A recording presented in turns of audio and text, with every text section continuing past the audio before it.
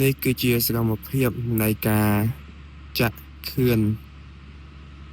ព្រះវិហារដើម្បីកសាងនៅព្រះវិហារក្នុងវត្តព្រះពុទ្ធរាំងសីទីក្រុងវូហ៊ីរដ្ឋ New Jersey បាទហើយនេះគឺជាសកម្មភាពក្រុមជាងកំពុងតែដឹកនៅស៊ីម៉ង់ដើម្បីមកចាក់នៅខឿនព្រះវិហារនៅក្នុងថ្ងៃនេះផងដែរបាទហើយព្រះវិហារក្នុងវត្តពុទ្ធរាំងសីយើងឥឡូវនេះគឺកំពុងតែប្រតិស្ថានឡើងនៅលើផ្ទៃដីក្នុងវត្តពុទ្ធរាំងសីហើយអញ្ចឹងហើយសូមញាតិញោមចាស់ថ្លាអនុមោទនាទាំងអស់គ្នាម្យ៉ាងទៀតនៅក្នុងថ្ងៃទី5ទី6ខែ4ខាងមុខនេះក៏មានបុណ្យផ្កាប្រាក់សាមគ្គីសម្រាប់កសាងវត្តកសាងព្រះវិហារក្នុងវត្តពុទ្ធរាំងសីយើងផងដែរ